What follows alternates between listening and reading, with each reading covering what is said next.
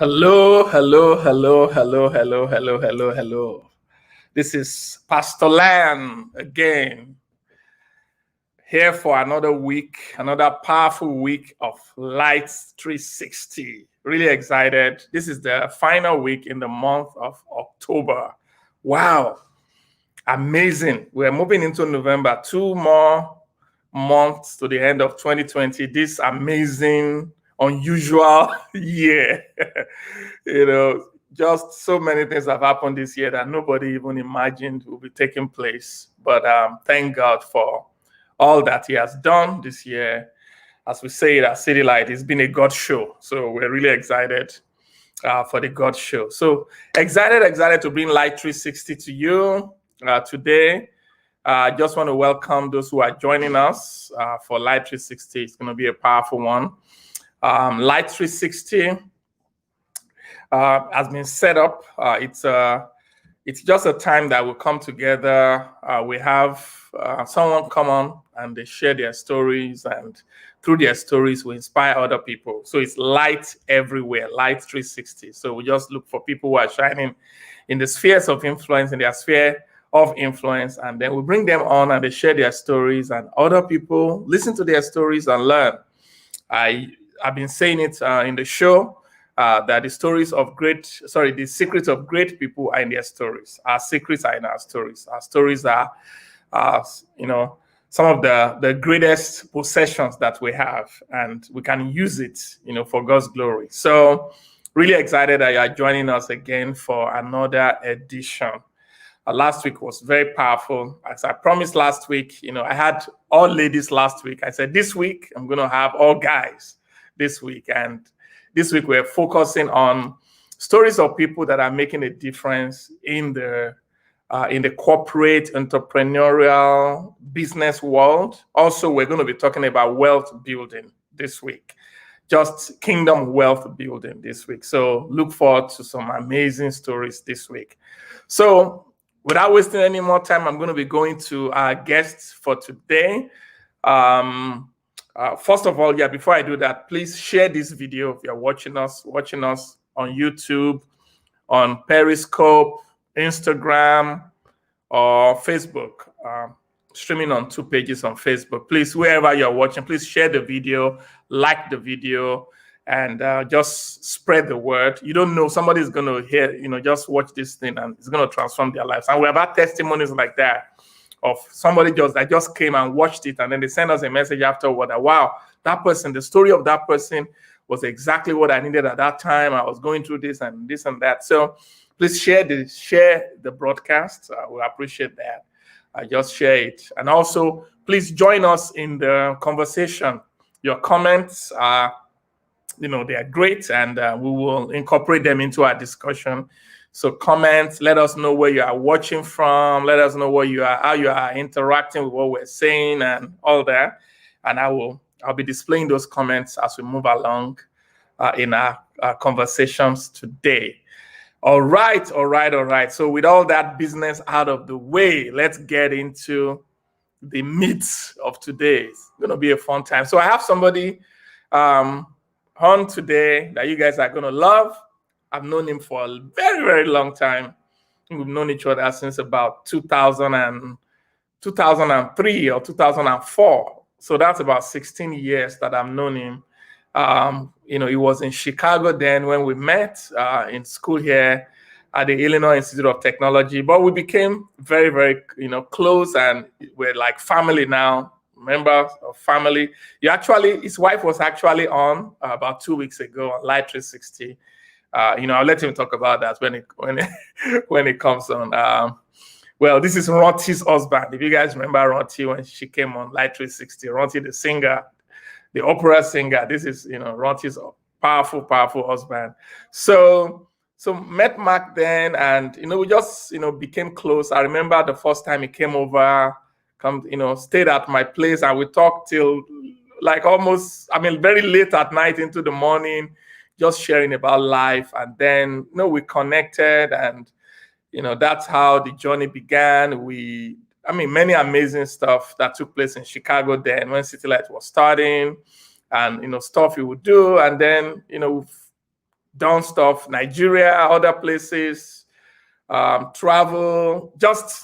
We've just been partners, for many, many, many, many years. So I'm so excited to have him on today and for us to really explore this story of, all these years. So without wasting any time, let's welcome, Mr. Mark Ihimoyan to Light.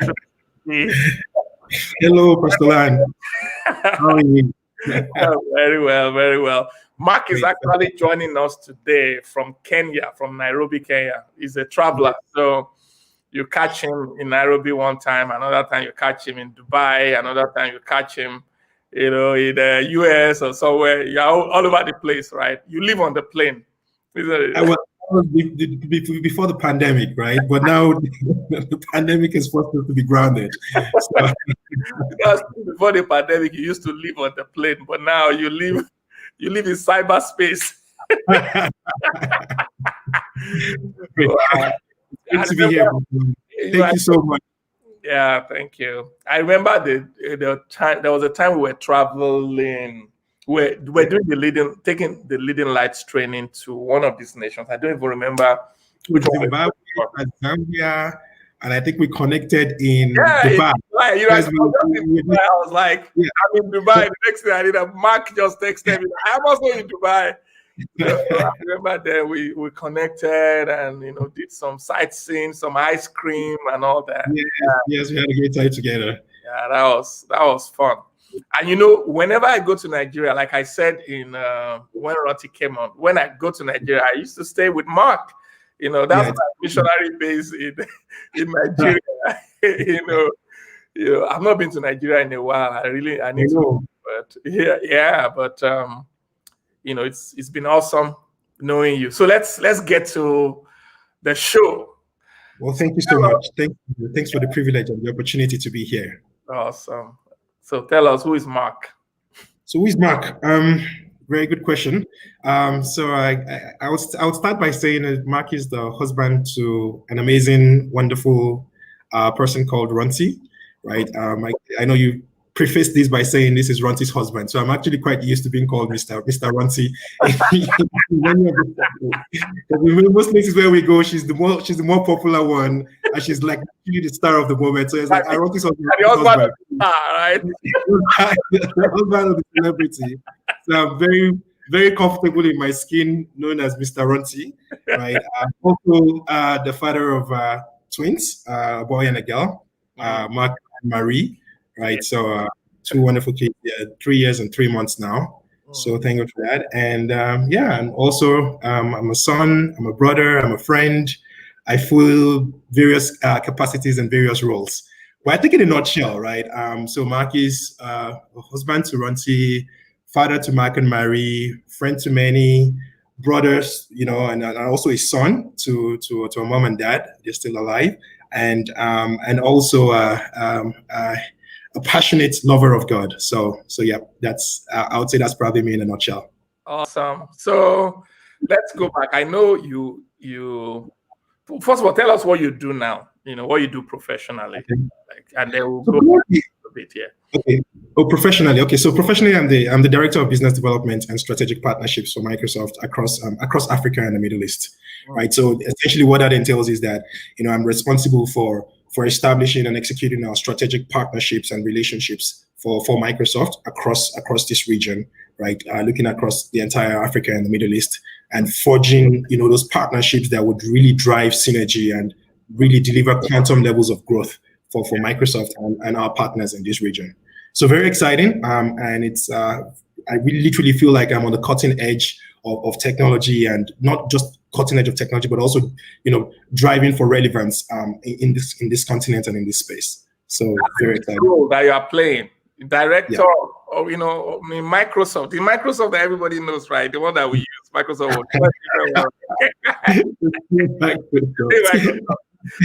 Director of something that you said over all of Africa. So business development for the Middle East and Africa, for Africa and the Middle East. Africa. Wow, that's a huge goal. It is an amazing responsibility, and I'm really blessed and fortunate to be in that capacity. So basically, we have a big man on the show today. Jesus is the big man, and Pastor Lai, you are the biggest man. So we are just all your boys that we are following. I'm so glad that I have a big man on the show today. So we're going to No, you're that are watching, you are going to tell us how to become a big man too, No, seriously, I mean, all jokes aside, that's a serious responsibility. I mean, that allows you to meet with all kinds of people, high level all around the world, right? Yeah, absolutely. That's to be a representative of Christ there. Yeah.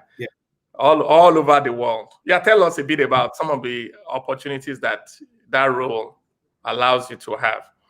I mean, literally, because you're standing on a different platform, right? So you come in as Microsoft, and you come in as Microsoft representative in many of the meetings and in many of the places I find myself. So that in and of itself opens doors, right? Because you're coming on a much bigger platform, and of course, people also automatically perceive that you're someone that has gravity and someone that has depth.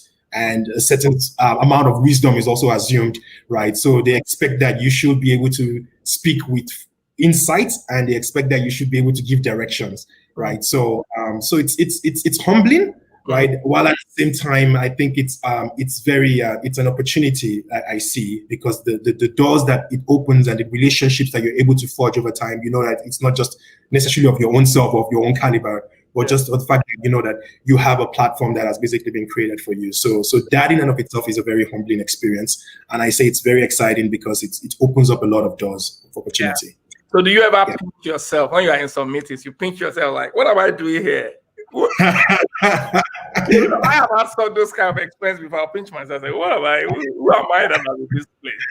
Right. I think for me, the biggest goal was I think this was actually way back in 2002, was it 2002, 2001? I think it was 2002. I'm trying to remember now. I think it's 2002. Yeah, it was 2002. That was my first internship, right, at Microsoft. And we had the privilege of going to Bill's house, right? That's Bill Gates' house, right? And he hosted, just a subset of us. We were interns then, right? And we got the chance to basically go meet with him at his house, have a party there and stuff. So I think standing in front of him and talking about the future of software, the future of technology, back then was one of those pinching moments where you pinch yourself and like, wow, you're actually in. You get the richest man in the world. Really richest man in the world for a very long time then, and you're just coming, this kid from Africa, just showing up here and having a conversation with this guy. I think was a pretty interesting experience then. Yeah, that was fabulous. I'm sure that house is like out of this world. You're working on softwares and. I think it was the most automated. No, but it was one of the houses of the future then, right? So just in terms of, because I think back then when he designed it, I think he designed it as a smart home, fully automated, everything just completely customized and relevant to you. So it was quite an interesting experience, right? To see a house completely powered by technology, even back then in 2002, which was about 18 years ago. Yeah. So can't even imagine all the updates that must have happened to it since then. Yeah. So also your role allows you to interact with all kinds of CEOs and people, right? Yeah. All over different companies and all that. Absolutely. Movers and shakers, right? Yeah, movers and shakers, yeah. That's true. Yeah, it does, right? It brings you before great men, right? And I think I remember some of the things the Bible says, that says that a man diligent in his works, he stand before kings and not before mere men. So I've been privileged to basically be in lots of those kind of meetings, very highly placed meetings and things like that. But I think at the end of the day, I think you just, for me, it has a humbling effect, because you recognize it's not by power, it's not by might, but it's by the Spirit of God, and it's not of him that wills, not of him that runs, but it's of God that shows mercy, right? And you understand that where you are, I think it's time and chance, right? In the sense that it's really God's grace, right? That positions us where we are.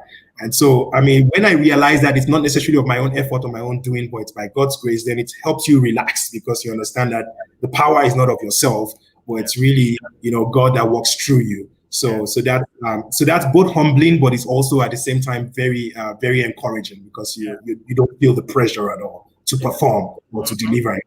Yeah, and it also allows you to travel to many nations, right? Yes. How many nations have you been to in this world now? I think the last I was counting was, I think, about 48 or 49 or so. Wow. So it's quite a few. But yeah, there's still a lot more places to go to. Well, it just gives you a kind of different perspective. Like when I go to nations like that, it's like it's just something it does to the way you view the world, right? Yes, absolutely. You're very true about that, Pastor Lion, because I mean, it really broadens your horizon in that sense, and it helps you to see things from very different viewpoints and very different perspectives. Remember the first time I spent some time in Tel Aviv, in Israel. I think for me that was a very destiny defining moment for me, right? Not necessarily because you think about Jerusalem as the Holy Land, but just the fact that this is Tel Aviv, and you could see exit to Joppa, exits to this, and you're thinking, these are the places that Jesus rode on the camel, on the donkey. That just been completely transformed, and just the whole vibe there. And you walk into a taxi and they're like shalom, and you just it just had this vibe. It's surreal. So, yeah. Well, so go ahead. No, go ahead. Okay. No, I was just saying that traveling around the world it's a really it's an amazing thing. It's really awesome, and it really helps to broaden one's perspectives on our horizon. Challenges the way we think, definitely. Yeah. So basically, I went in that direction in my questioning because I just wanted to show the audience, you are actually living the dreams of some people. You are living the dream. The American dream, the Nigerian dream, the African dream, American dream. They are living everything together.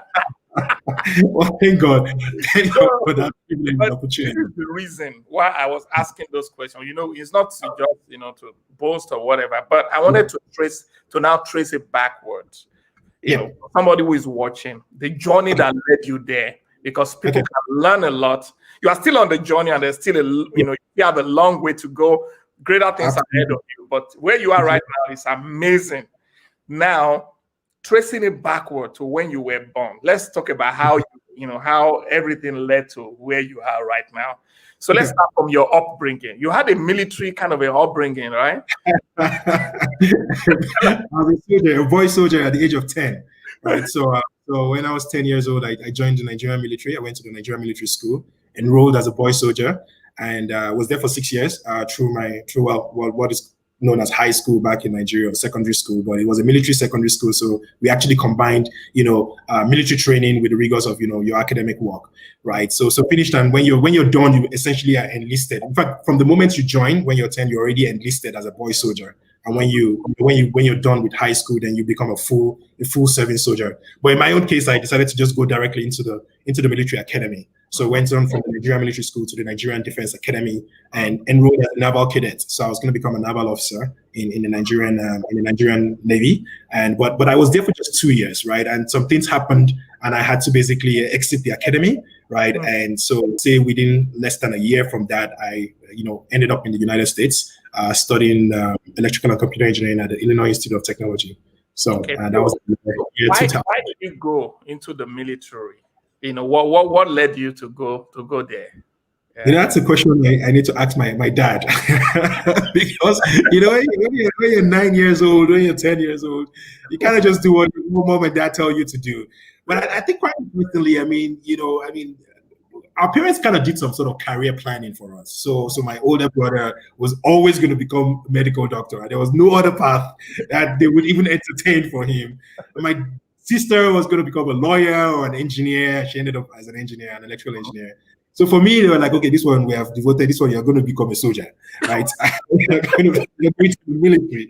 Because again, back then, if you can remember back then, Nigeria was under a period of military dictatorship, right? So that was more or less a way of position where exactly, you become a military governor, like a military administrator, or one of those big men in the military. So that wasn't actually a very bad career track, right? Career choice, because then the military was just literally was a thing of esteem, right, and a thing of class to be. So I think my parents just decided, okay, well, I think you're going to go to the military. It wasn't because I was a stubborn kid or anything. Just said, you know what, you're going to go through this track, and I got into it, and you just kind of basically you get more or less sucked into it, right? I appreciated the discipline, the rigors, and I think some of those things in life really helped to ground me and focus me.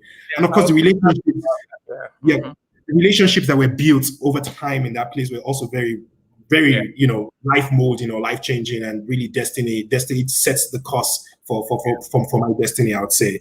So I think, part of having to wake up at a set time, having to basically abide by a set of rules and operating by very fixed procedure, really just, inculcated in you at a very, very young age, the importance of discipline, cause and effect, and things like that, and consequences for your actions, taking responsibility, building leadership, molding character, and things like that. So I think was a positive thing, but it wasn't something that I just literally made up my mind to go join. My parents told me to basically join, and I joined.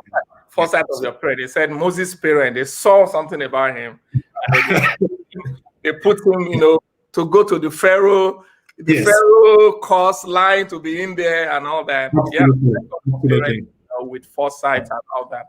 I still want to delve into that military thing, because we're talking about where you are right now, and a lot of people would desire such a thing, but the discipline and the life government that is required to do such a thing. I was reading something about Donald Trump too. Then that Donald Trump was sent to a military school, and there were some things that he also developed there too, like some kind of work ethic.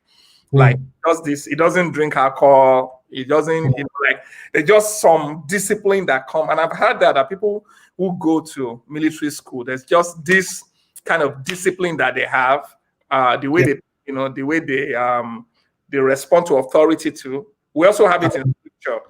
Jesus Christ was talking about great faith. Yeah. The first time he mentioned great faith was a military man that came to him, the centurion, right? He was a commander of, between, 80 to 100, people, centurion. So soldiers, he said, I have soldiers under me, so just speak the word only. And Jesus was like, wow, that is such a great faith. It was from a military man too, right? Yeah. So what is it about military school that makes that different? What was for your own life? Talk about how that kind of upbringing, the difference. You already started speaking about it, the difference it made in your own life. Yeah, I think some things were just not negotiable, right? So, I mean, for instance, in the military then, you could not be out of line. You had to basically respect authority. I mean, we had, seniors, there was a chain of command, right? And those things were rigorous and they were set. You were fixed in that way, and you couldn't necessarily, I mean, you'd say that, okay, maybe that did not permit out of the box thinking, but in some way it kind of kept us out of trouble, right? Because you basically, there was a system of accountability built in, right? And there were consequences for things that, whenever you went out of line. So I think, at 10 years old or at 11 years old, having to basically understand the disciplines of that, having to basically, understand cause and effect, having to basically understand the process, having to understand chain of command, those things were very helpful to ground me very early on in life. I think also, I mean, things like, for instance, delayed gratification and, having to, again, that's part of discipline, right? When you know that for the greater good or for, something that's going to basically happen, you're willing to basically defer, immediate pleasure or immediate, benefit just because you're working towards a greater goal. So having to basically, ground you in that kind of a big picture thinking or, just that methodical approach to life, right? I think was very helpful early on, right? So I mean, and so I think let me just leave it at that. Yeah. So do Christians, do we have to be military like? Is there synonymous whatever with a Christian life with being because you talk about grace and you talk about law, right? I mean, military was definitely law, right? Laying down the law and there are consequences for your actions. You must endure hardness as a good soldier of Jesus Christ. Yes. Well, that's true. That's true, right? Some soldering, and we also talk about spiritual warfare, and we talk about the armor of God. The armor of God, the uniform of the soldiers, then, right? In the Roman world. So So what I mean, for your own spiritual life, what are some correlations to your military background and your spiritual work? I mean, I think when you basically look at the principles of obedience, right, and the obedient or being subject to authority, and things like that. It comes almost natural and very easy for me because I have a military background in that sense, right? So so I think that has been helpful, right? The concept of, being under authority, and of course also understanding, your position of authority in Christ Jesus, right? So I think, some of those things are almost more or less, will I say, innate in you as a soldier man in that kind of case, right? So that has been helpful. Now, when it comes to understanding principles such as forgiveness, and some of the, will I say, the softer elements of the Christian faith, they maybe being in the military might not necessarily, as it were, help that. But you understand my point. They're like they're the positive sides, and they're also the other sides that make it seem kind of hard in that sense. Awesome, thank you. So how did you make the jump? Why the jump into, you left military? You had, you were gone. I think some of your friends, now I know one of your friends who is now is it a colonel or whatever? Yeah, they're colonels. Yeah. So actually, my mates in NGA, they're going to become full colonels in the Nigerian. So what made you go in a different way? What was the, I mean, God was definitely guiding your life. How did that happen? Well, so I mean, that's very interesting, right? Sorry, you're not done. I was saying that you went into IT later and technology and all that. What was the, So like I said, okay, at some point, I mean, at the end of my second year in the Defense Academy, I had to leave. I mean, I had to exit. It was actually under quite disappointing circumstances, to be very honest, right? I had to withdraw from the program. And this was after basically 8 years of meritorious, amazing service, starting as a boy soldier when I was 10 till when I was 18, and I had to leave the NGA, which seemed at that point in time, okay, well, look, you're terminating your military career abruptly, right? And there had to be a change in plans, right? So, and like I said, within the space of less than a year from leaving the Defense Academy, I was basically enrolled into IIT, that's the Illinois Institute of Technology, studying electrical and computer engineering. So what motivated me to basically go into technology, or to go into, into computers? I mean, I'd always been a science student, so I excelled in mathematics, physics, and chemistry. And, I mean, at that point when, I was leaving the Defense Academy, because I was actually enrolled to basically study electrical and electronics engineering at the Defense Academy. But again, I mean, while you were in the military, the primary focus wasn't really on academics. It was really on, being a career officer.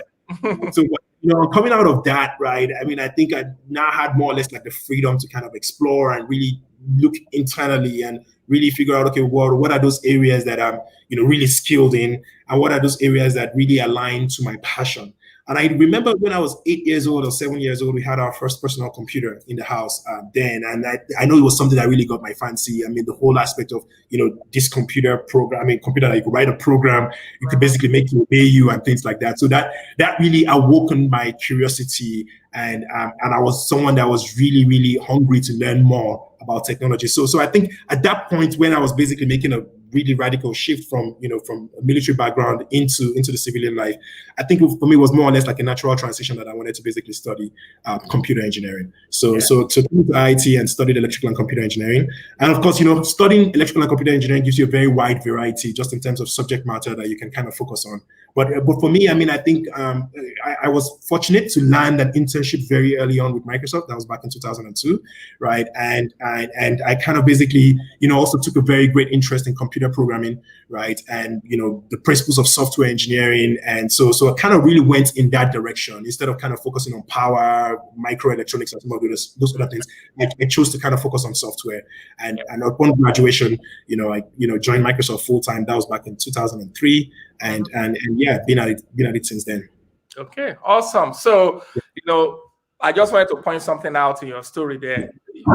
In the military, seemed like a disappointment. But when you look back now, do you still feel disappointed? Oh, absolutely not. Absolutely not. I mean, I think there was this scripture that was, I mean, the Habakkuk chapter 3 verse 17, though the fig tree might not blossom, though, I mean, and the circumstances did not seem very positive or did not seem aligned there. But yet, I chose not to basically lose my joy, right? Yet I will rejoice in God. I will joy in the God of my salvation. That was a very, very pivotal scripture for me at that point in time. So what seemed like a disappointment, what seemed like the end of the road, was literally just the opening up of another chapter and of another glorious, future for me in Christ. So I mean, and I think I want to say that as an encouragement to people or someone that might be watching. I mean, it might seem that in the natural it just looks like look, this is a huge disappointment. This road has been shut, but God is actually utilizing that to open up doors and opportunities that completely blow your mind and are completely far beyond your expectations. Amen. Those of you watching, let's get an amen from you. That's powerful,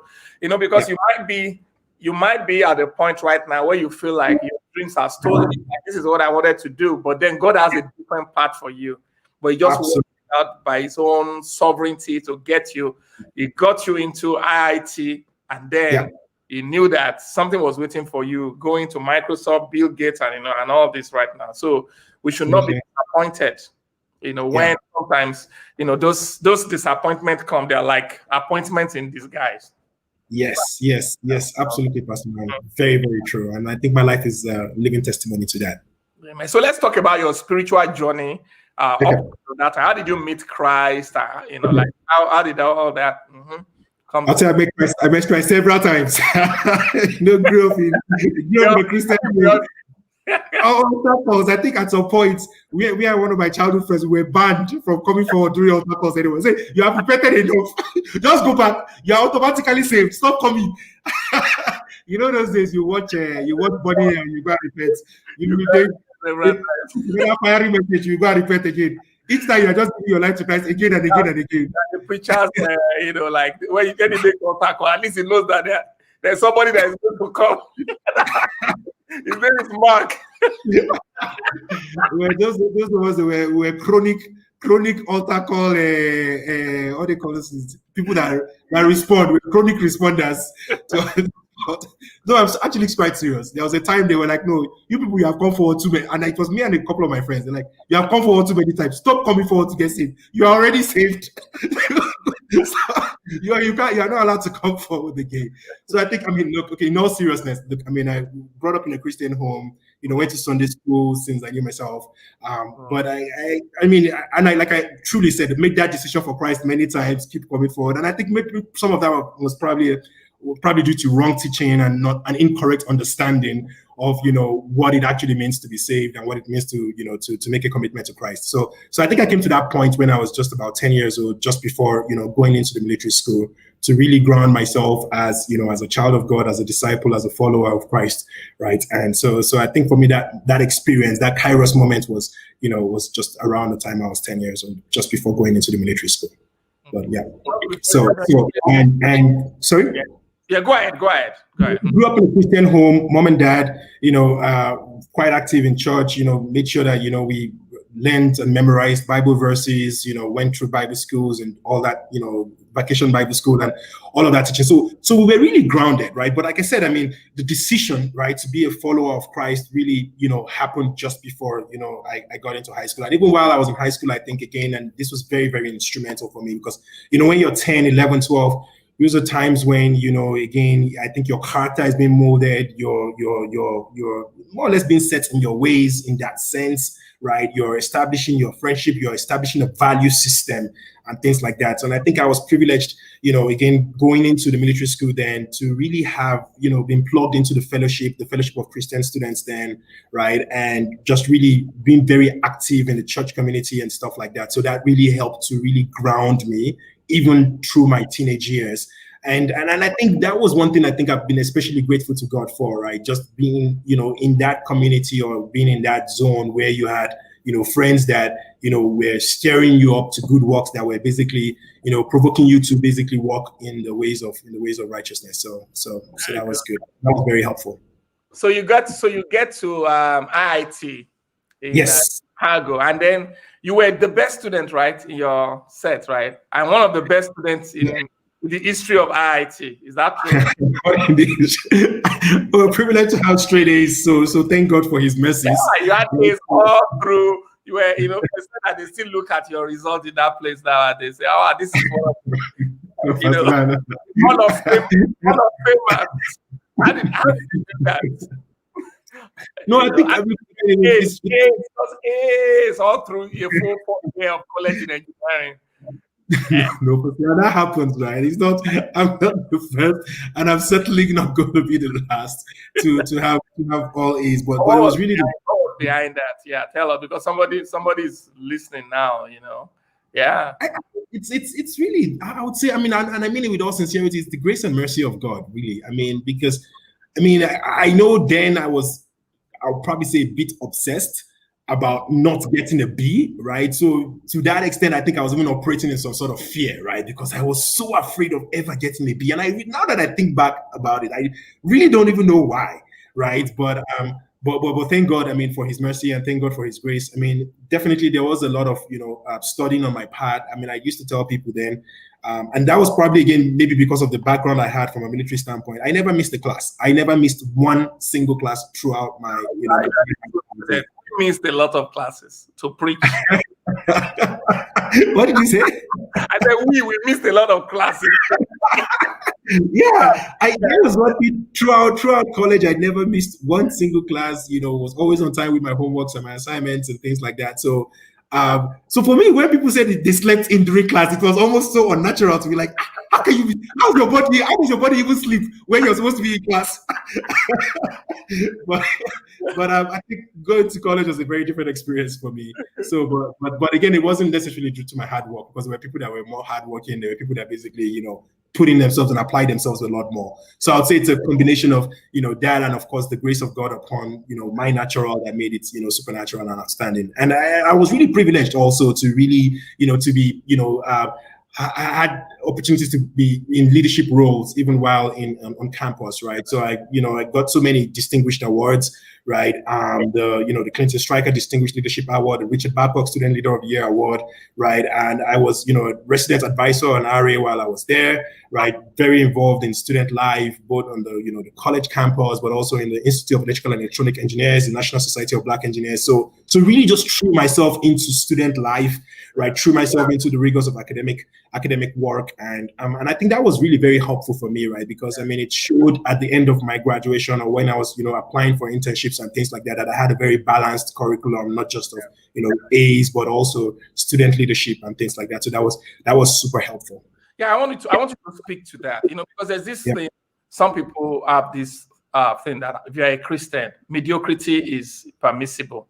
Like, you just go to, just try and do just enough for Christian and all that. Talk about excellence, because that same spirit, you have it now, you still carry it. And that's part of what God is using with where you are right now. Just speak to somebody watching about being excellent on their jobs, being excellent in, maybe they are doing their masters right now, they are doing something. Just the value of excellence as it relates to God and our lives and the kingdom of God. Absolutely. You think about, the story of, Daniel, right? And, the Hebrew boys, the 3 Hebrew boys, right? And Daniel, Meshach, Shadrach, and Abednego, right? And the fact that, there was an excellent spirit upon them, and they were 10 times better than, the ordinary guys that went through the same program that they went through. And I think that for me was more or less like a guiding principle, going through campus then, was that I was basically operating because an excellent spirit was found upon me, or has been found upon me, and I would apply myself, and I challenged myself to be 10 times better than any other person that didn't have that excellent spirit, in other words, right? So, and I think also, to an extent, it's also more or less, it's a brand that you want to cultivate, right? And it's a God brand, right? Because you don't want to basically show up as the Christian who's always turning his homework in late or has a very sloppy attitude towards their job. No, because you're doing it not as unto man, but you're doing it as unto God, right? And if you're doing something as unto God, if you're doing the homework as unto God and not as unto man, then there is an extra degree of, effort that you put inside. As an extra degree of, just like when you're preparing a sacrifice, as it were, right? In the Old Testament, right? You would not bring a sloppy sacrifice before God, right? You diligently put in your best and, prepare your best work. So in the same way, I think our lives are living sacrifices, right? We're supposed to basically live in a manner that we are reflecting God's brand wherever we are. And I think that makes you kind of look over your work over and over again and make sure that you're doing this to the best of your ability. You're doing it to the best of the the grace that God has given to you, right? So God has given unto every one of us a measure of grace, right? I mean, and there is the ability that God gives us to basically get the work done, but then at the same time, right, you have to basically not exercise or not use that grace in vain, right? And I think using the grace in vain is basically allowing yourself to be sloppy on the job, right? Using God's grace in vain basically implies that you recognize that you're a steward and you're a representative, you're an ambassador for Christ, right? So wherever you're showing up as an ambassador, whether in church, whether at work, whether in school, you're showing up as God's representative, and then you don't want to become a sloppy ambassador. Definitely not. You definitely want to basically make sure that you're applying your best self to whatever you're doing. I love what you said. The God brand. We're carrying the God brand. That's a powerful thing. We're carrying the God brand. People are not going to see God because it's not visible, but they're going to see us because we're representative, and we need to make sure that we live that brand because God is not sloppy. Look at everything created. He does things with excellence. So part of spirituality is excellence, right? Excellence is part of spirituality. Going for gold, going for the best in whatever sphere, whatever field, whatever you are involved in, endeavor, going for the best there, striving to be the best in there, because that's gospel. And one thing I also saw is that people talk about being limited by race, color of their skin, being limited, by background and all that. There's just something about excellence that excellence just breaks all barriers, right? Absolutely, that's right. You have been able to interact with people of all kinds of races. You lead people of all kinds of nations, races, entered into all kinds of places, right? Because you are excellent. I mean, we look at all these sports people, Hollywood people. It doesn't matter whether they are black or whatever. Once they are excellent in a field, you see all kinds of people from everywhere trying to associate with them, right? Absolutely. Are you speaking more to that about excellence breaking barriers? No, absolutely right. I mean, I think I said that earlier on, that says that a man diligently in his works, he'll stand before kings and not before mean men, right? So, I mean, you're absolutely spot on, Pastor Lan, right? That, excellence doesn't necessarily recognize skin color and doesn't recognize, the kind of, earthly limitations that we place on ourselves, because your work essentially will make room for you. Your gift will make room for you, right? And, I mean, there's the thing about being gifted, right? But I mean, at the same time, I mean, all of us have been gifted, right? There's a different, degree of, everyone has been given some sort of a special talent, right? That they can cultivate. But then I think, what you do with it and your attitude towards with that talent, right, definitely makes a big difference. So you're very right, Pastor Lan, in the sense that, listen, once you're able to solve the problem, and once you cultivate and you build that brand, that reputation that more or less, precedes you, I think to a large extent, I mean, lots of those barriers are broken. And I'm not saying that you won't encounter challenges and you would not encounter, setbacks and things like that. But I think at that point in time, you realize that, again, it's the God factor upon your own natural efforts that basically causes it to basically be supernatural. So I mean, excellence is a watchword. It's non-negotiable, right? And I think it's also an attitude, right? And it's also, a mindset, right, that we have, right? The mindset of the righteous, the mindset of the just, right, is that, you do stuff with a spirit of excellence. Yeah, and that's what Daniel had, that's what Joseph had, and they were distinguished in their world. And any believer right now who commits themselves to excellence too, you will stand before kings and not before mean men. It doesn't matter the sphere, whatever you are doing, do it with excellence. I say, autograph your work with excellence. Reflect on it, and you will break through. You will break barriers. You will step into things that you could only imagine. Yes, that's right. So it was at IIT, when you were finishing IIT, that we met. How did that happen? We met in 2002. You said 2004. It was 2002. You were living in Great Plains. I remember the first time came around in I think Jesse was born in 2002. Oh, right? Jesse was born in 2004. Oh, 2004. No, okay. But 2002 was when we met. Probably when we met. Yeah, 2003. I think it's 2000. Either met. 2003. Yeah, it was when I came to your graduation. That was 2004, right? Or 2003. 2003. That was right. Because I met Ronti. I met my wife in 2002. Right at around beginning of 2002. So I think so you're probably right, between 2002 and 2003, because by 2003 I'd moved from Chicago to Seattle, and I was living in Seattle till 2007 when I came back. So Sorry, the question was about how we met. Like how we met, just how we, how the whole thing took place. I think it was India that introduced me to you, the impact meetings, and took me to in that Lincoln Hotel. What's the name of the hotel? The Purple Hotel. That hotel or something like that. Remember that hotel? It was a Lincoln Route 43 or so. I remember that hotel. Yeah. I remember those meetings and coming in there and my ears were hearing 1,000 things, and I can remember I was just completely glued and steadfast. I didn't even know that meetings like that were possible in the I remember the first meeting you came for. We used to have that thing. It's in Night of Bliss or something like that. Yes, it's Night of Bliss. Yeah, I had a leadership one. You are Roti came, and I use you guys as examples. When I took a look and I see the man of God has spoken, so you better align yourself. I didn't use that. So we'll meet then and all that. Then there was a time, I think it was your graduation, right? Yes. That, I came for it. My wife and I came for your graduation at IIT. Yeah. And I invited you over to the house. Yes. And then that was when we now talked and talked. And yes. And so that was in 2003, because by 2000 by June 2003, I'd moved out to Seattle. Yeah. I lived in Seattle until 2003 when we came back. Wow, that's 17 years ago. Awesome. Yes. Yeah. So you moved. So then you moved to Seattle. Yes.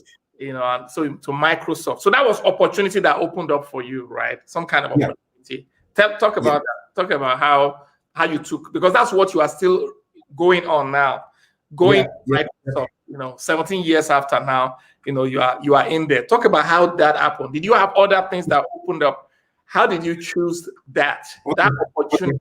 Because time and chance, is what we all have. Yeah. Mm-hmm. Quite interesting. I think it's for me, my Microsoft journey started actually in 2001.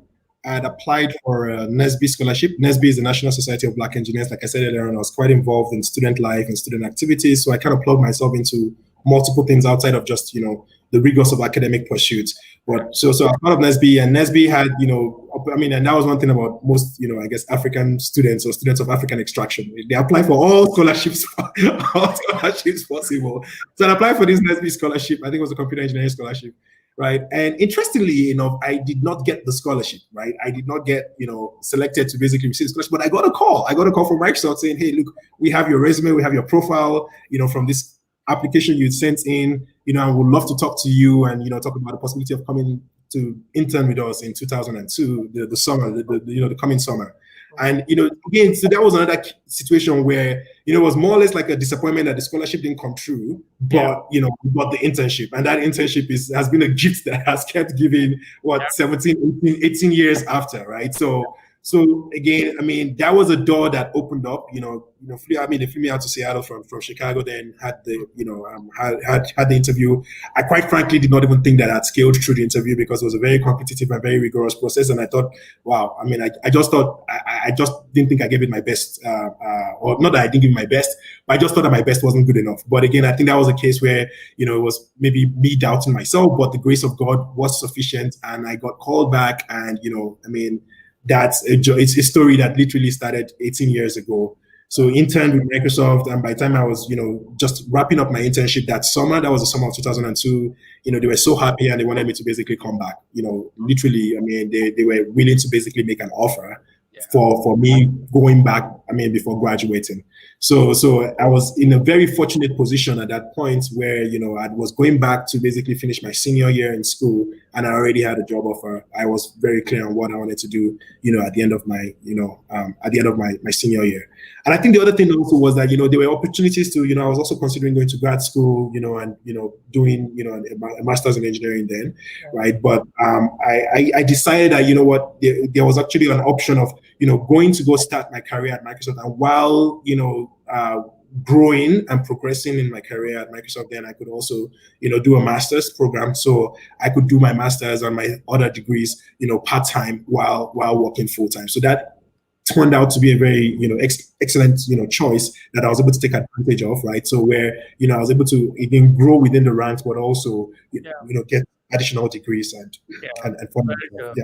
So you were in Seattle and, working there, and then you moved to Chicago, and that's when that was at the beginning of City Lights, Yes, yes. Tell us about that time. And then you came and you started, we had this thing then. I wanted to reach out to the kids in the area, like all those kids. There used to be a lot of kids on the street and all that.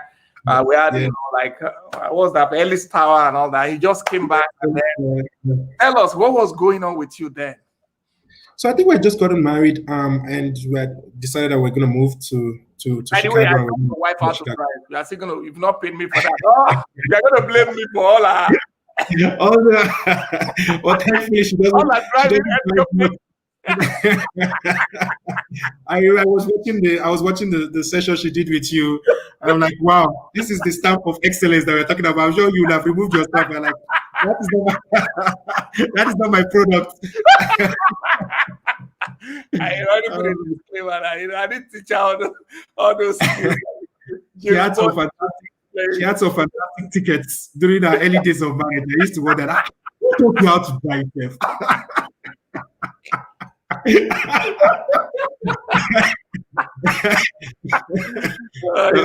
It's not me.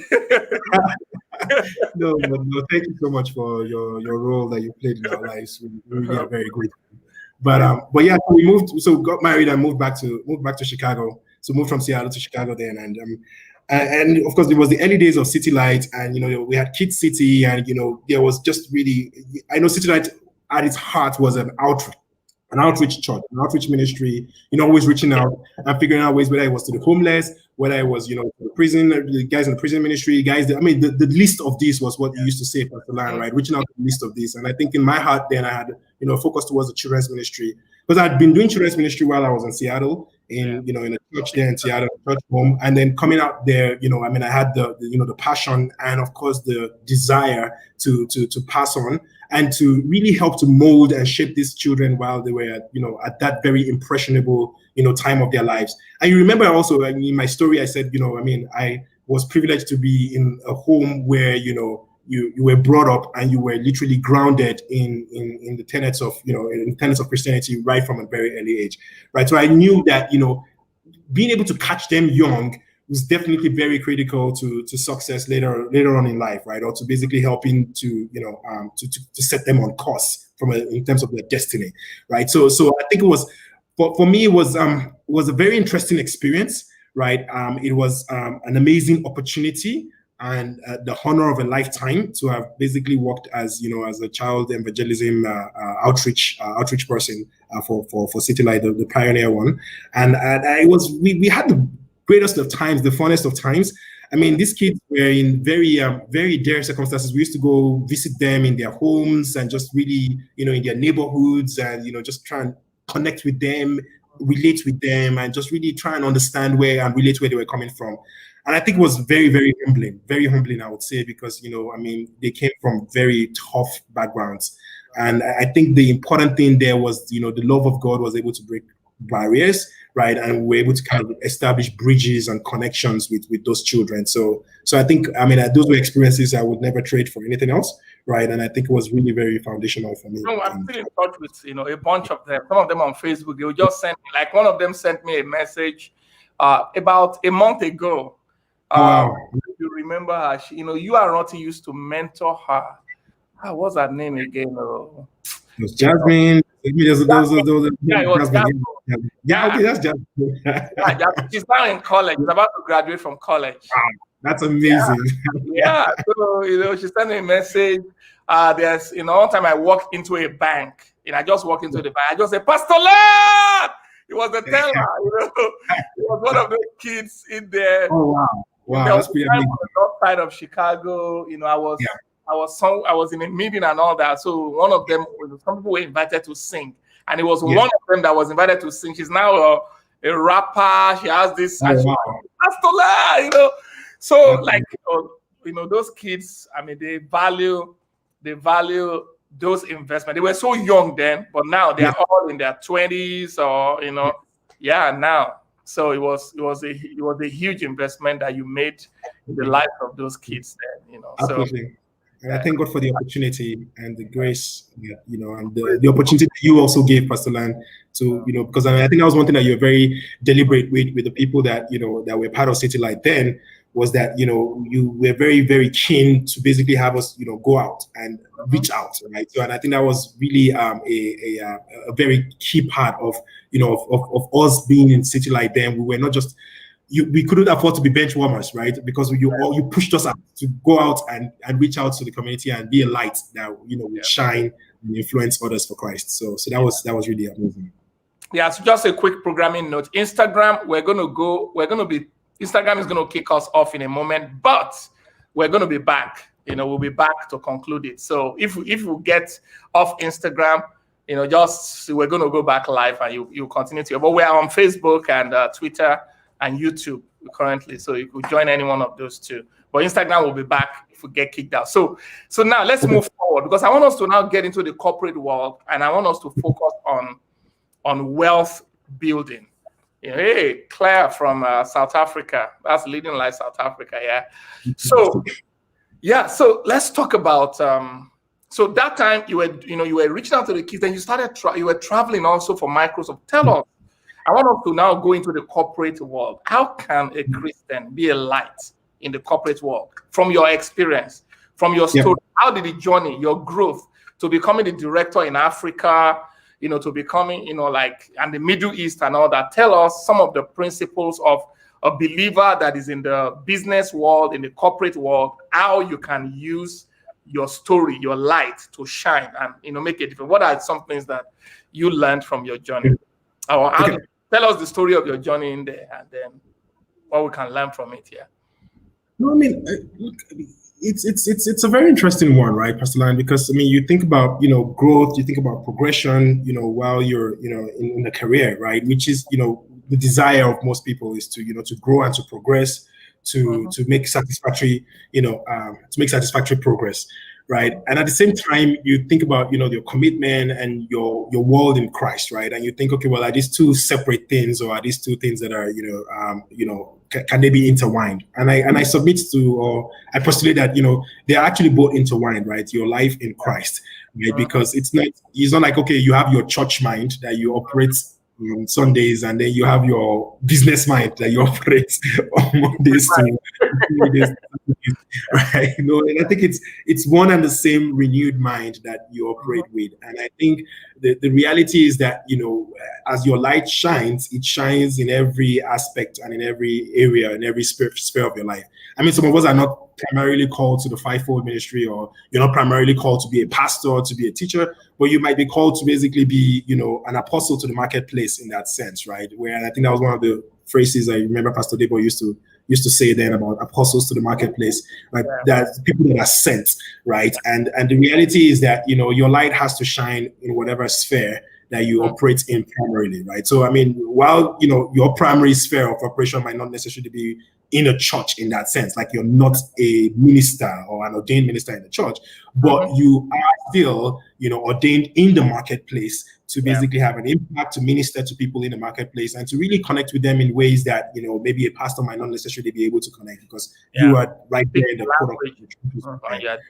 language you relate, and you can also understand, and you can actually also even more or less like connect on the level where they're at in that sense. So I think it's been both humbling, like I say, and it's been filled with opportunity and potential. And you've seen literally the hand of God. I've also seen the hand of God just in terms of promotions, in terms of opportunities, in terms of doors that are being opened up. And you also see a case where you actually see prayer getting results, right? Results through prayer, and more or less getting an edge because you have the advantage, the God advantage, right, upon you, right? And I think I've seen that over and over again, right? I mean, where testimonies, praise reports, coming from the work setting, because we're able to use our faith, not just within a spiritual context, but you can also use your faith to basically also get results even at work. Because, I mean, you think about, Peter, when they went fishing with Jesus and Jesus was in their boat,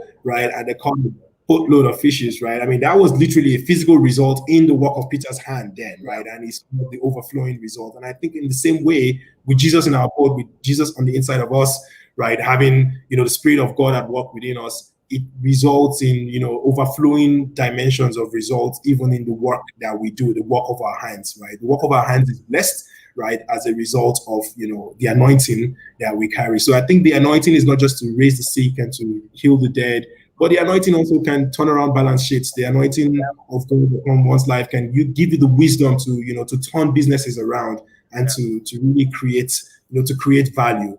Right. I mean, I think about examples in the Bible like Joseph, like Daniel. Daniel was an administrator in the government space, right? So he was probably a civil servant in that sense, and Abraham was in business, for instance, right? And so I think there are examples in the Bible, and also even examples in the modern day times that we live in, of Christians who are able to live their faith and express their faith, right, in the business setting. But not only that, but I think it's not just about getting results and basically achieving for yourself. But I think it's also being a minister, right, and being a representative of God, being an ambassador for Christ wherever you are, right, because you're representing Him, right, in that setting. So someone might basically have a hard work spoken to them. Someone might be on the verge of giving up. Someone might be undergoing some real challenges or some issues at work, right, and you can reach out, pray for that person, be with that person, and just really minister life to that person. So I think it's literally being, I think it's being called to ministry in a sense, right? In the sense that, that's really the sphere in which you operate, and that's where the center in which you, Faith is very applicable everywhere. I mean, even the father of faith, Abraham, was not a preacher. He was a businessman. Isaac, they were businessmen. They applied it to wealth. They applied it to farming. They applied it, Esther applied it to rulership. Daniel applied it. Faith is very practical. It can be applied in the marketplace.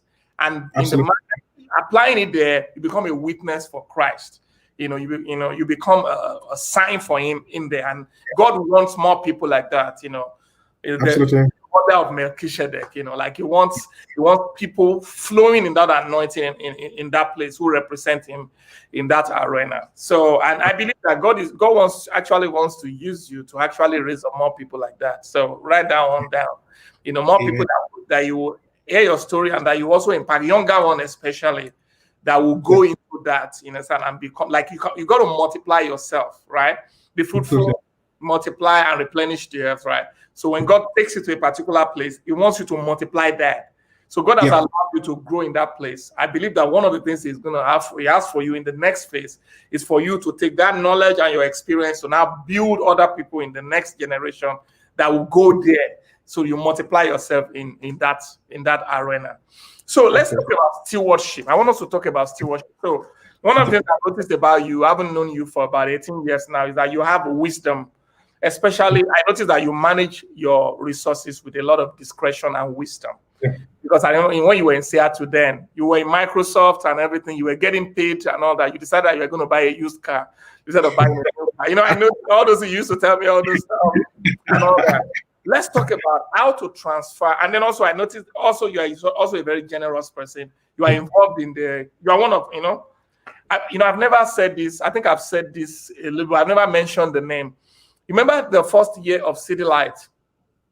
After the first year of City Light, so you were on the board of City Light, on the board of City Light then. And then the first year of City Light, the income of City Light was just 23,000 and something. Thank God for it, 23,000, this and that. And then for most of the year, I worked without any getting paid. I was just doing the work and all that. Even I had, my kid, family and all that. I was just working. And I remember that board meeting then. We sat down after the first year and they were talking about, wow, how I worked without getting paid and whatever. And I remember then you just said, you were like, how much was the total of all his salary for that year that he was supposed to collect? So they gave you the amount and it was in the thousands. And the next day or so, you wrote a check for that amount. That was my first salary, City Light. You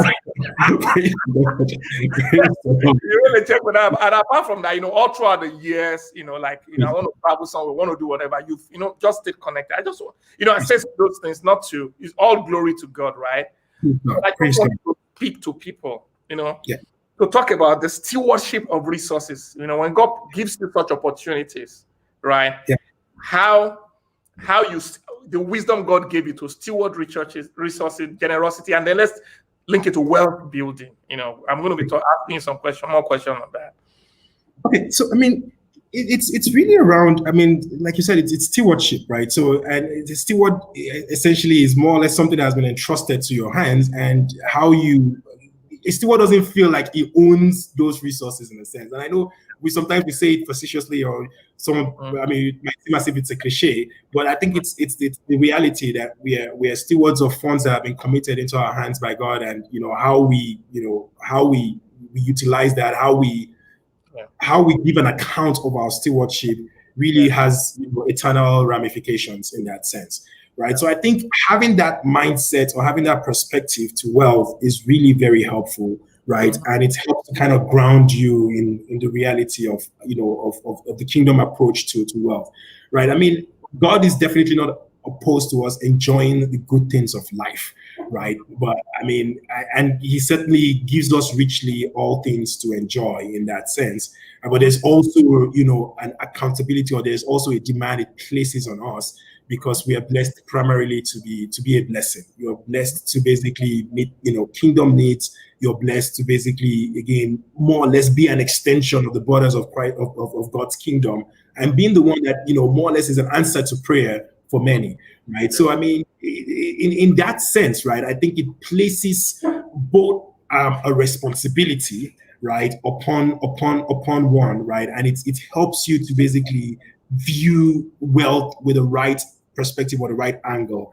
And I think once you're in that mindset, and once you're in that frame of mind, it's the blessings just keep coming in the trolley load in that sense, right? Because you have the perspective that this wealth is not just for you to accumulate, and it's not just for you to just enjoy it alone, but it's really for you to be, to be a blessing and to be an answer to prayer. And I think that's I've always I think was the Apostle Paul that says, the Apostle Paul quoted Jesus as saying it's more blessed to give than to receive, right? And I think when I see people in great need or in great situations, right, I always thank God that I have the privilege of being on the giving side, right? Because I think if you look at two sides, right, you can either be on the giving side or the receiving side, right? And I've been on the receiving side many times in my life, right? Even the scholarships I got at IT, the free ride and all the tuitions that came in, that was me being on the receiving side.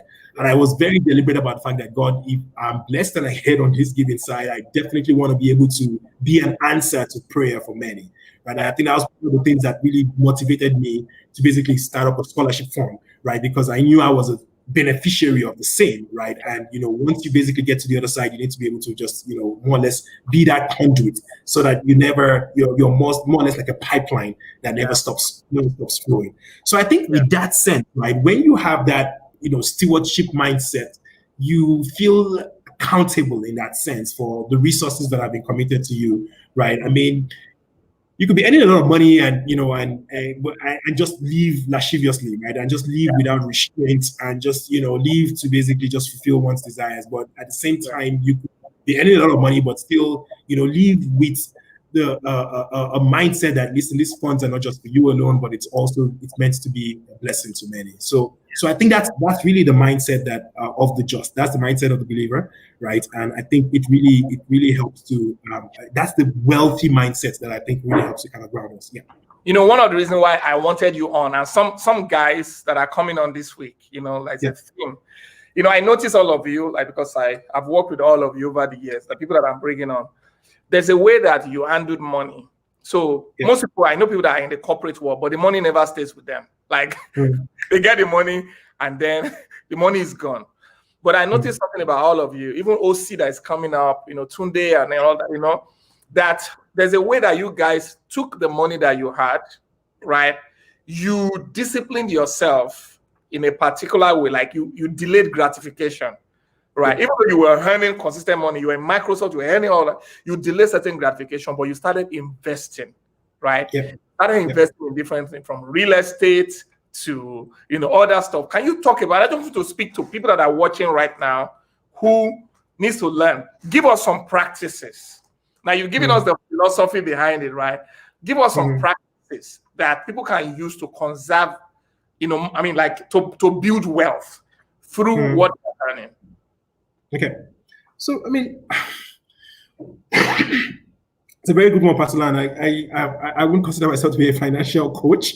But I mean, they're just certain principles that I think I've basically followed all through my life, right? I think, again, I've had the privilege of earning since I was 10 years old, right? Because when I was 10 years old, I was in a military school, like I said, but we received the salary. I remember my first salary, the first month, I think it was in it was September of, 1991 then. And my salary was 72 naira that month, right? And and since then, of course, you had the principle of the tithe, which is again giving the first 10% to God. That kind of basically more or less grounds or gives meaning to the balance of the 90%, because it's also more or less a principle of putting God first, right? But then I think in addition to that, then just in terms of the way that resources are handled, or the way that you look at money. And I'll tell you that even from the days of that 72 naira in a month till today, the funds have never been not enough in that sense, right? I think there was a man of God I deeply respect that says, if you can think enough, what you have is always enough, right? So it's also a matter of somebody needs to help us type that one there. If you can think enough, what you have is enough. It's always enough, right? So, and I'm talking about from the days of 72 naira, there was always something extra. I didn't finish it all, right? Till today, wherever it is, right? So, and we hear various do I call them cliches, or do I call them expressions, colloquial expressions like cut your coat according to your size and things like that. But in the financial world, it's not necessarily cutting your coat according to your size, because your size might be very big and your cloth is not enough. You cut your coat according to your cloth, right? So they are just literally, I think, the basic common sense principles of not spending more than you're making in that sense. And there's also the principles of saving, the principles of putting something aside. Of course, there's the principle of giving back, right? And the principle of investing and investing into others. Of course, there are all the principles, very vital things like honoring your parents, right? I remember again from the days of the 72 naira, there was a portion that you would basically set aside, even as a 10-year-old then, to just buy something that is meaningful for your parents, as a way of this, more or less like a kingdom principle of honoring your father and mother, right? Because that also has implications just in terms of earthly blessings that you receive. So there's the amount that overall, just having a budget and sticking within that budget, being disciplined within that budget, and and various elements to it. So I talked about giving to parents, that's honoring your parents. We talked about, of course, the principles of putting God first, right? We talk about again the principles of being very committed to to a lifestyle of investing. So I don't necessarily say it's saving, right? Because saving sometimes will probably not get you lose based on inflation. But when you're investing, right? And even if it's 1% that gets compounded every day, I think it's Albert Einstein that talked about the power of the compound interest is one of the best known things to man, right? So, and you see, when you're putting stuff aside and you're investing and you're giving back to people, you're investing not just in terms of growing the funds, but you're also investing in the lives that you're building beyond you. Right, I think that really helps to basically grow a legacy, right? And you're building for posterity, right? Because by God's grace, the scholarships that we've been able to give out, right? The school fees we've been able to pay for others, I think it will mean that our own biological children will never ever even need to think about their school fees forever, right? Because you've almost more or less like paid it already in advance in that sense, just by the principle of basically helping and being a part of answering many people's prayers. So I think if I look at some of those principles I think I've mentioned, right, it makes life exciting, right? And it makes finances, more or less an adventure in that sense, right? It's not tedious. It's not something that, you're laboring under. And I think there is a grace or there's an ease that comes with that really helps you not be in a very tight spot financially. And I think it's also, again, about some of those principles and educating and grounding myself in some of them that have really helped me very early in life, right? So you read things like, for instance, I think The Millionaire's Mind, right? There are books that basically tells you about how you can be a good steward of God's mutual funds, right? And there are books that really help you to more or less have the right mindset, the right attitude to finances. I like Mark. Quiet world of all observers. I like you. Praise God. Praise God. So, yeah. So Pastor, there are so many principles that we can share, we can give, but I think these are small little nuggets here and there that I think could just come to because mind. I've been really impressed with that. Young man, I knew you from your 20s. Like you just had that wisdom. You were very disciplined when it came to how you spent money. You didn't go and do some of the things that some other people want to do. Buy this big car, buy this, whatever. You were just doing it, but you were investing. You were buying real estate in several in America. Then you went to Nigeria. You built a house. I remember when you started building your house, and all that. Completed it. You continue to do that, and you always been generous and always giving and all that. And God has blessed you, in just so many ways. And so I feel that's something that a lot of people can learn from. That you can walk with God, so you can. There are covenant principles. Yes, sir. For wealth building, right? Amen. That's true, Pastor Larry. Yeah. Praise God. I mean, a lot of that is definitely directly from learning from you, Pastor Land. I mean, both seeing you in action, and I know a lot of these principles that have shaped my life and have shaped my wife's life. It's basically, coming from seeing you and Pastor Debo living it and being an example to us. So we will definitely be very amiss if we do not acknowledge the source of a lot of the the life lessons and the life principles that you've really helped to basically ground us in, and have really helped to establish our home and just established set us on course in terms of destiny. So you and Pastor Deborah have definitely been massive destiny helpers to Ronti and myself. I mean, I know you're Ronti's adopted dad in a sense.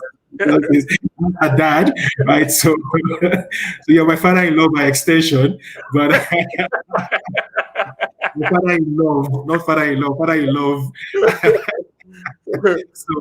so I mean, but I'm serious. I mean, a lot of the things you told us about non-negotiables around, honoring our parents, of course, putting God first, giving back to others. I mean, you're saying all of these, but I mean, the reality is that we saw it first in you, and we saw you live it, we saw you practice it, and your life has indeed been a testimony to us. So thank you for being an example to us, and thank you for taking us by example.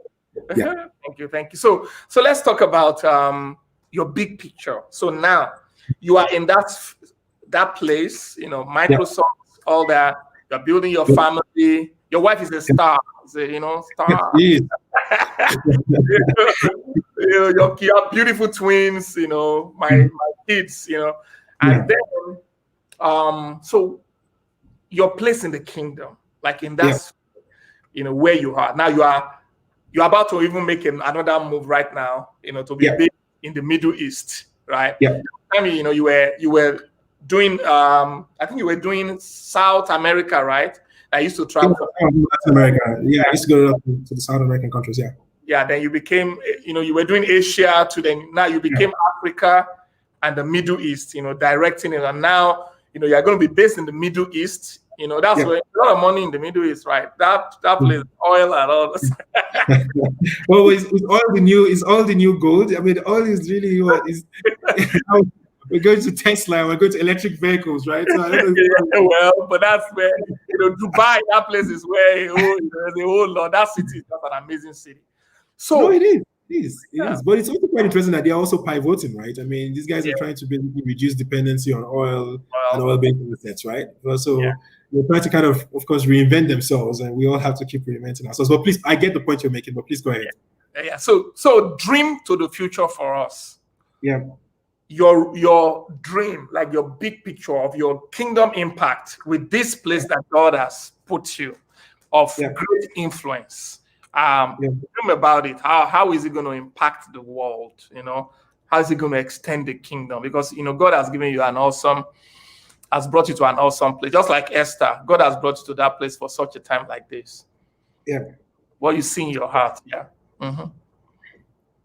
So, I mean, life is all about impact, right? And you think about, when we're literally at the end of our journey here, you want to be able to look back and you want to basically have a hope that you've really touched and you've influenced a lot of people, right? I mean, and it's not necessarily just in the numbers, right? So I'll probably not say, I mean, I think it's also relative, right? So because I mean, some people might be called to, fill stadiums like, the great Billy Graham was.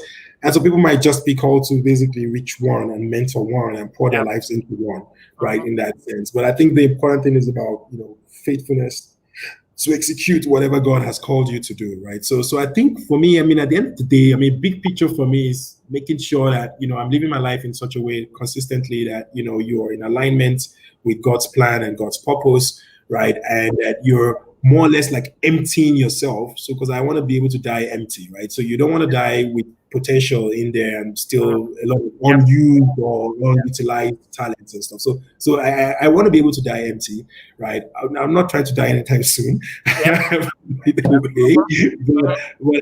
we're saying that, if I'm going to project over the next couple of years, I want to be able to inspire the next generation, right? You certainly want to basically be able to inspire excellence. You want to be able to empower people. I'm not you. I want to personalize it. I want to be able to empower people with opportunity. I want to be able to empower them to realize their full potential, the fullness of themselves, right? So in that sense, I mean, and I think about the opportunity to have been at Microsoft this past 18 years, right?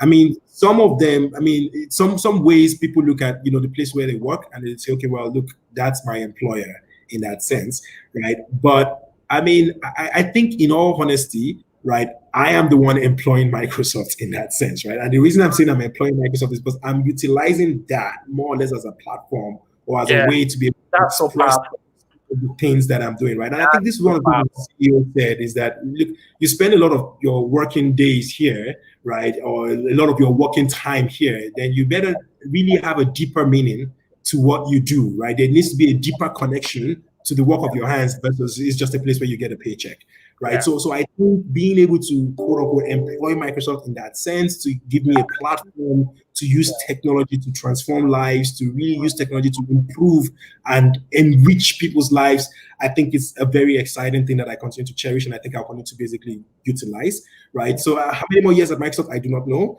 right? But I think while I'm in the technology space, I think for me, I have a very deep-seated passion in saying, okay, I want to be able to use this thing called technology to create solutions or to create, more or less solutions that would make people's lives easier, that would help people achieve their full potential, that would help people do things easier, right? And help them achieve more in that sense. So increasing their personal productivity. I think that's one thing that kind of resonates very strongly with me. And I think that's also kind of ties in with what, the company's mission statement is in that sense, right? But then I think, so going back to you saying, okay, projecting to myself, I think it's really being able to inspire a new the next generation, right? And being able to really, I think, engender or foster creativity, helping people to know, what you can you can unleash, right, the potential that sits within you to basically bring out solutions that will benefit humanity. So I think if I can inspire a generation of people that will do that, or they have the tools, they have the resources, they have the means, they have the opportunity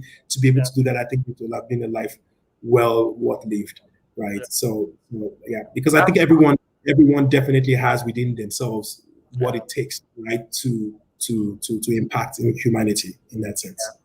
That's so powerful. That's so powerful. I have two more questions, for you. Yes, sir. So the last one will be, so I would like you to just talk about some principles, that you live your life by, some valuable. My question is, what are you noticing being in the technology world? What are the cutting edge things that are coming to us that we don't know? But I don't give away any trade secrets, but what are some things that are going to hit us in the next few years, and how do you think those things can impact the body of, can extend the kingdom of God? What are some things you are saying based on your position? You're asking me as a woli. as a Microsoft As a Microsoft Woli. Sorry, we shouldn't exclude people by our phrases. What does Woli mean? Woli, for those people that don't understand, is those prophets with bells. I used to see the future. See us. What are you seeing? Especially with COVID and all, what are you seeing, technology wise, like the things that are about to hit the world and how the church should be prepared? We can be ready for the things that are about to hit us, to be very sincere. Wow. Because I mean, the rate of transformation or the way at which things are changing is happening at such breakneck speed, right? So I mean, when you look at how technology has transformed life as we know it over the last 20 years, and then you think about, you project to the next 5 years and you project to the next 10 years, it's literally, I will tell you, if not almost impossible to even fathom what would 10 years look like? What would the next 20 years look like? I mean, 20 years ago, right? I mean, cell phones were just at the beginning. Unless we say 10 years ago, like this kind of conferencing did happen in terms of 4G and all that kind of stuff, right? In terms of being able to have high speed internet, and now we're going on into 5G, and I know not a lot of people or 5G, but it's easy, it's here and it's happening, right? But just the possibilities, right, that will come to bear is just completely mind-blowing. Because sometimes you peek into the corner and see, okay, because you talk about, you might actually talk about Horizon 1, Horizon 2, Horizon 3. So Horizon 1 is probably what we're living and experiencing right now. Horizon 2 is the things that are basically coming next. And Horizon 3 is the one that you're not even seeing. The ones that you're talking about, things like quantum computing, you're talking about things like, this is next generation type of stuff, right? That, we have not even finished defining the algorithms that would make those things possible. So in all of that, I mean, I think there's more or less, will I say, an unlimited amount of compute power and compute resources that we're going to basically see, right? And I think it's going to basically bring us into that realm where, human capability just becomes more or less, to say, infinite in that sense, right? Because, I mean, you think about, the experiences that are being created right now, especially with AI, right, artificial intelligence, and saying, okay, how do we extend or how do we, augment human ability, right? So we talk about, for instance, implants that are coming into people's brains, and we talk about creating seamless experiences, right, that helps you to kind of really more or less extend the borders of, blurs the borders of what you call, natural human. Exactly. Not necessarily attention. And there's some stuff I will show you. Where you essentially, computing becomes ambient, right? So it's almost like it's computing is all around us, right? So it's not something that it's not like a cell phone. Yeah. It's not a device that you have to basically reach out to you. It's more or less like innate, right? Yeah. I mean, I was watching this stuff just a couple of days ago about alter ego, which essentially allows you to essentially have an AI system that you talk to it in your brain, and it basically responds and gives you direct feedback inside your brain in that sense. So more or less, it extends your capability seamlessly, right? Wow. And there you are, you're literally connected as a person to the internet, right? Yeah. And you have access to all the information, all the resources, and all the computation, and all of that, more or less augmenting your capability and amplifying human ingenuity. So I think that's become superheroes. All those superheroes that we used to show in the comics. We're about to be able to fly and do that. We're coming to a point where computing is going to be all around us, and where we are going to become more or less, computing becomes a natural extension of who we are. The internet becomes more or less part of us in that sense, right? And I think it will be exciting to see what the next 30 years holds for us. But I can tell you that the pace of change is accelerating tremendously.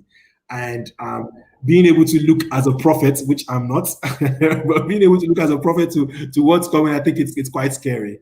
Not scary, but I think it's maybe scary is not the word, but I think the opportunities are boundless, right? And I think it will bring in about an unleashing of a new kind of creativity. I would say a new world order, but I think a new not a new race of human beings, but just a new genre of human beings will come, and you start seeing people that will be supercomputers or people that can act like Superman in that sense. That's what I think. Wow.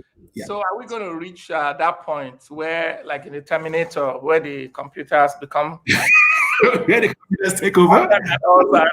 What do they call that thing? Is it the there's a name that they call it? You know, that point where they take over.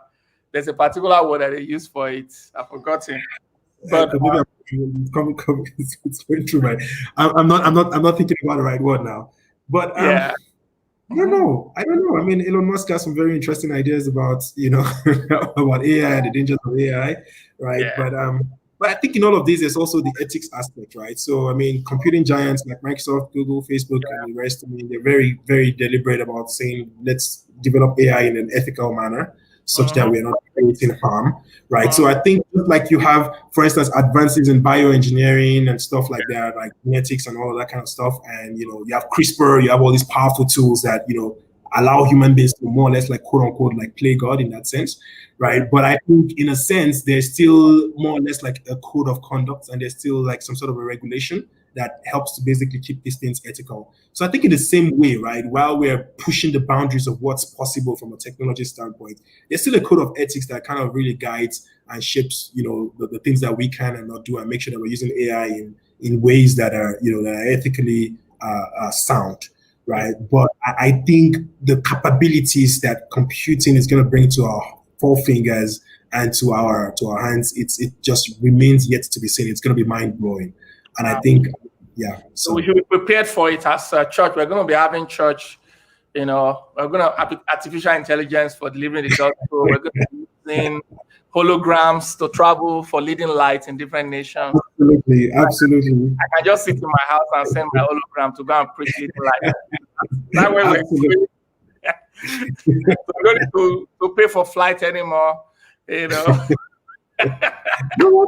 absolutely. You can have your hologram in different places at the same time, speaking in different languages, in different platforms, all over, right? It's pretty awesome. We're going to have a lot of fat preachers, so, that have to develop problems because, you just sit in the house, COVID has you sit in the house and then you are sending your hologram to go and preach for your country, go to China.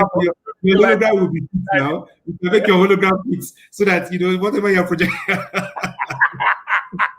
But then there are other interesting things, right? I mean, this is just, you're even thinking computing, but then when you look at bioengineering and stuff like that, I mean, I think we're going to definitely be living a lot longer. You're going to basically have, disease burdens being reduced and stuff like that. So I think, we're going to basically have... editing our genes, like editing and removing the sickness one.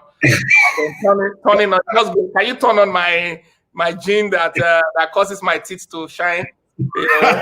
Causes my nose to be smaller or whatever. And then Are we going to be able to live forever? We don't know. Right? I mean, we'll see. it'll be some interesting. It'll be interesting times ahead. Wow, this has been awesome. But isn't it exciting for you to be in that world, where you can see all these things? Yeah, no, it is. It is, right? I mean, and sometimes when you pick, sometimes they take you to the places where you can pick into what's coming, and you just shudder to think about, wow, these are the possibilities. It's humbling, I would say. What does it do to your Christian faith when you see that? Does it shake your faith or? Why would it shake your faith? Because it's God that gives people wisdom now, right? So it doesn't really. I don't know. It doesn't shake my faith. It just makes you realize that, wow, we're even scratching we're just scratching the surface, really, of what's possible. So right? Because a lot of things that we don't know now, like we live on outside, that we don't know that is about to come, that you guys are tinkering with, right? It's a question. But it's the research. So it's not us as the exclusive preservers, Microsoft, but people in technology, right? Yeah, absolutely. We go to, like, some of the labs of this world, some of the these guys that are creating next generation experiences. It is literally mind blowing. It's mind blowing what's possible out there, and you wonder that is there going to be a stop to some of these things? I don't think so. Right? I think there's going to be continuous progression until I don't know. Okay, awesome. So let's finish it up with my last question. So tell us now, based on all this stuff, we've talked about where God has brought you to, some of your journey that has led there. Just give us like 5 principles that the people who are watching, you can say, this will be, if I want to look at my life, the secret behind my life will be this, 5 principles, like some things that God taught me. Okay, 5 principles. Wow. I don't think I'll have all the 5 perfect principles, but I can just give 5 that come to my mind, right? So I'll probably say God first, right? So and I mean that with all sense of seriousness, not in the cliche way, right? So always have a kingdom mindset, right? So that's kingdom first mindset. So that's, you orient yourself with that mindset and that perspective, right? So once you basically see things with a kingdom lens, it helps to basically prioritize everything else. So having a kingdom first mindset. So that's a God first mindset in that. Second, then I think being someone that basically, you need to be empathic, someone that basically shows a lot of empathy. So you need to have a heart for people, right? So you can't claim you have a heart for God and you don't have a heart for his people, right? So you don't want a case where you're quote unquote, you're all heavenly minded and all God oriented, but you can't even see the needs of your brothers to basically help, right? So I think being people oriented is also very, very important. So that was one thing I said. So God first, people oriented. Number 3, I think it's always good to basically have a bigger picture mindset, right? So when you basically think bigger picture, right? So you're not necessarily thinking just immediate, right? So, and I think these are the kind of things that basically helps you to kind of delay gratification and things like that, because you're thinking with a bigger picture. Be visionary. Visionary. Okay. Visionary. Yes. That's number 3. You're challenging me to give you two more principles. Yeah. I think you need to basically live life with passion, right? And was it Martin Luther King Jr. that said a life without passion is not worth living, right? So there's something about throwing your all into it, right? So give it your all, right? So you don't want to basically go half and half in that sense. Just go 100% and dive head first. Well, not in that sense, but you understand what I'm saying.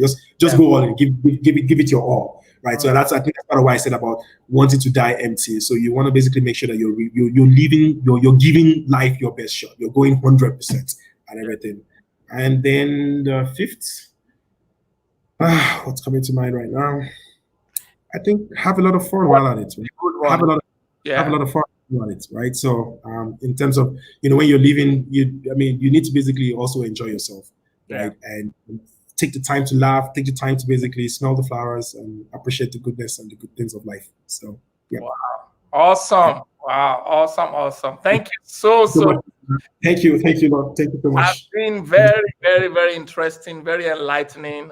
This is something that I think, people who have kids, like parents who are watching it, you let their kids watch it, because this is really, your life is really a story that people can learn from. Young people can learn a lot from. Even adults, those of you that are in the corporate world also, you are say you are eclectic, philosophical. I need to find out who this quiet world observer is. Very quiet. Thank you so much, quiet world observer, for your kind words. I'm very grateful. Yeah, seriously. So a lot of people can learn from it. How you can take advantage of opportunities, and how you can convert the opportunity into a greater one. How you can. That's been your story, and you said a little part of it. I know you're very humble. You don't want to talk, but you are living a life that is awesome. Like we talked about, the people you have to talk to, the places you have to go, the things you are doing. You are doing something that you are so excited about, and that is making a difference. So it's a life of purpose. We call this series Life on Target. So this is living life on target. But that's not the end. There's a lot more ahead of you. So there's a lot more.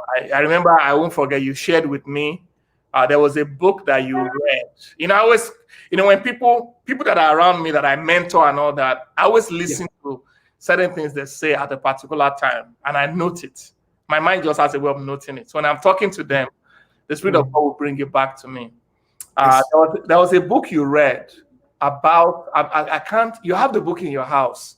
It's about this guy who was in the tech world, and then he began to do some philanthropy, and I've forgotten what he was it Microsoft or something, but the guy, you have that book in your house, and Living Microsoft to change the world, right? The guy was it one yeah, living Microsoft to change the world? yeah, Living Microsoft to Change the World. Yes. Yeah. Okay.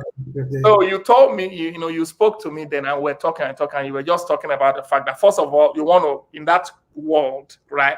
You want to get to the best, like get there, and then you want to use that. You want to use that to change the world. Yeah. So don't forget that. Yes, I will not, sir. Yeah, don't forget that. So keep at it, and we're praying for you. We believe in you, and I love you so much. Love you too. Yeah, Thank appreciate you. Thank you. Well, We love Pastor Video too, and thank you so much, Pastor Noah. Yeah. So hold on. So I want to thank everybody for joining us. Thank you for joining us. Thank you for your comments. We appreciate you being part of the conversation. I believe you guys have been blessed. Summary, go whatever sphere of influence that God has put you, please go there and have a mindset of excellence. Have a mindset of excellence. Sees that a man that is diligent in his business. He will stand before kings and not before mean men. That's a summary of the story of Mark. Also, it's a summary of the story of grace. No matter what God has done in his life, he has always remained humble. Always humble. Maybe that's your military training.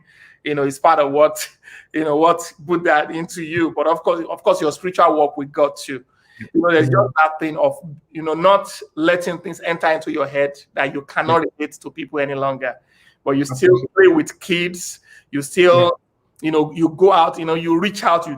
Evangelism, all those. Even when you were in Nigeria, then we winners. How you will go and do evangelism on the road and do all that. You continue to make impact. So, keep that, keep that. God has been working his story for your life, and the story still continues, and he's going to get all the glory for it. So I love you very much, and thank you for thank you so much. Thank you. Thank you, everybody, for joining us. I'll be back tomorrow with another story. Another guy is going to tell his own story. I'm looking forward to that. So we're going to say bye-bye to you guys. Bye. Yeah, don't forget to share the broadcast, share it on your pages so that other people or people that you think they should hear it, share it with them. Thank you and bye-bye.